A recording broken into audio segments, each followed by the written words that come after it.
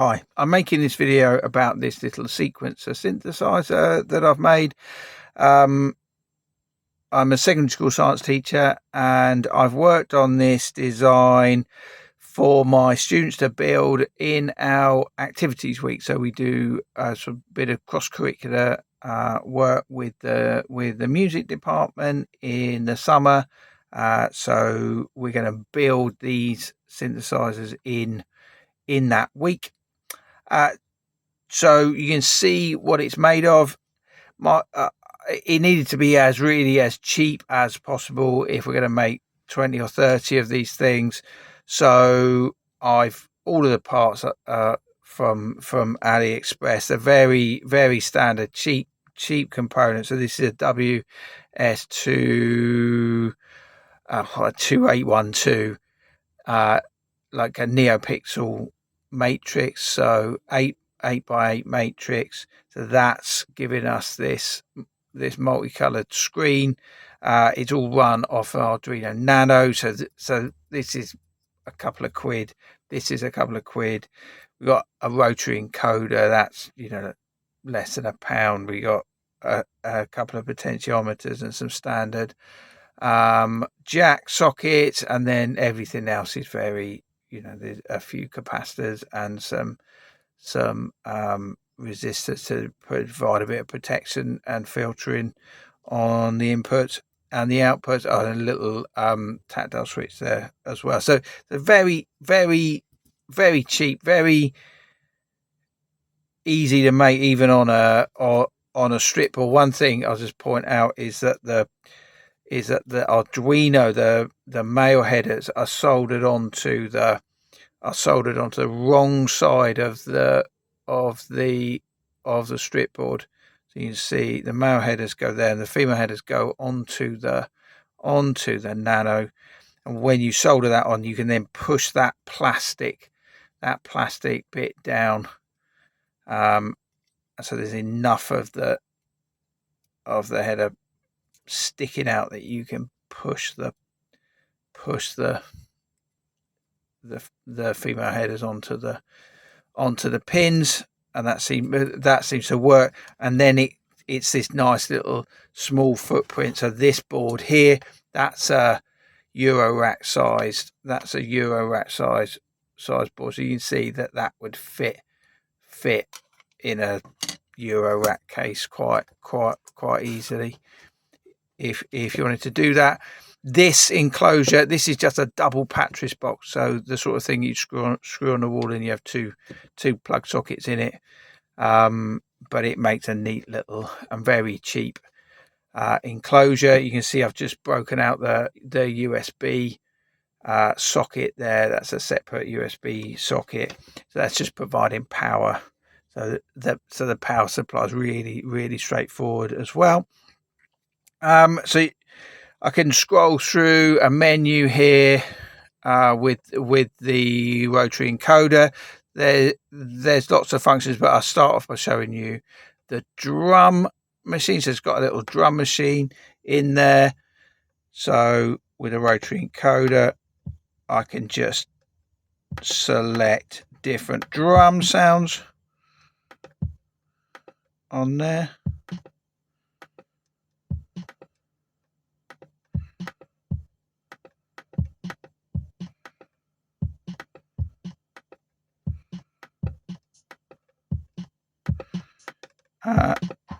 At the bottom here, these 4 drum sounds, these are all samples, but the top 3 drum sounds, these are based on the oscillators. I can change the pitch of those with these potentiometers.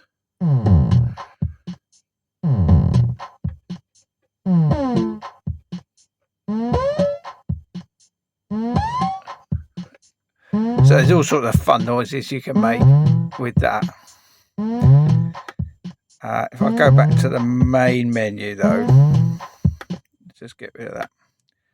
Okay, so using the sequencer,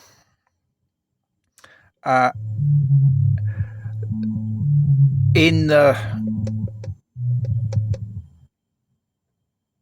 its little EEPROM memory, it stores 7 different sequences. I can program them again with the rotary encoder. The color represents the octave.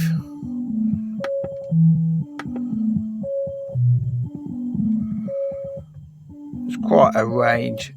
It's pretty deep.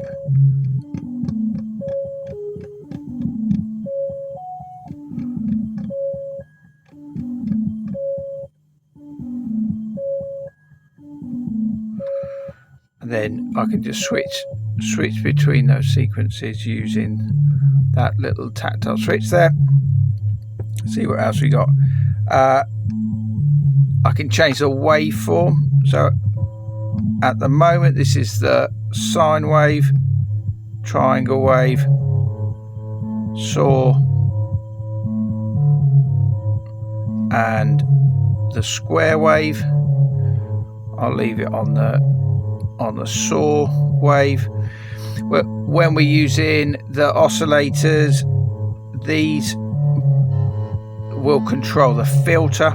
So when this one's all the way there, the filter's off. I can reduce the amount of filter, and then this controls the amount of filter envelope that's applied to the filter.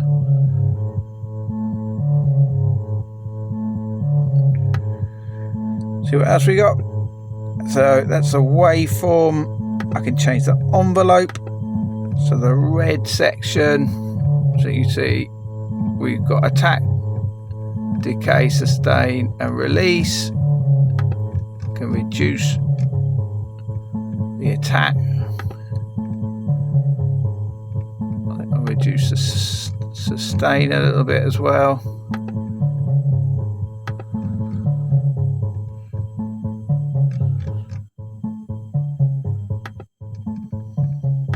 Just a bit more. There we go. I can change the scale that we're in. So it's the major scale, minor scale, leave it in the major scale. I can change the tonic note as well. F major, E major. We're going to have A major. What else we got? So it's actually got 4 oscillators that it uses. It plays one pair of oscillators, then follow the next note is another pair of oscillators. At the moment, both of those oscillators are playing the same note, but I can change that. So this will separate the oscillators by an octave. That's quite nice. Or a fifth. Or this will just detune them, and I can change the amount that they're detuned by.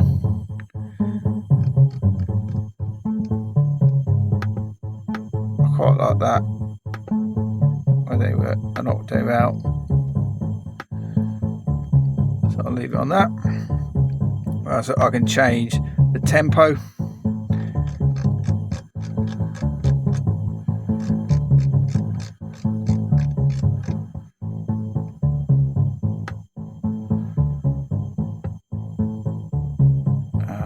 That's a drum machine which I showed you, and this is sort of composer sequencer.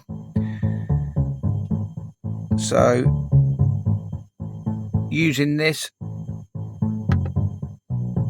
I can choose which sequence it plays. So this green, this is the playhead working its way along.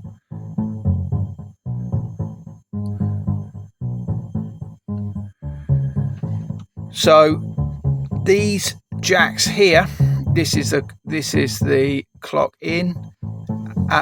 At the moment it's using its own internal clock. This would be where you put a clock in. This is where the clock out. So if I bring another one of these in, actually, so the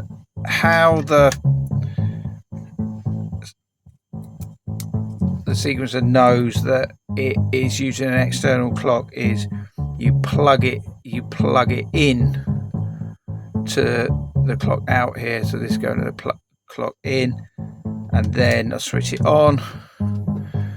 It runs through this little startup, and then it shows a screen of pink lights, and so now it is using the external clock.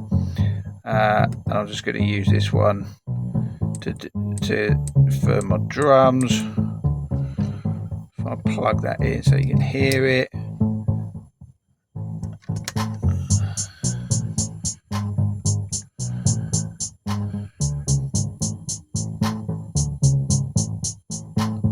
So we've got these two little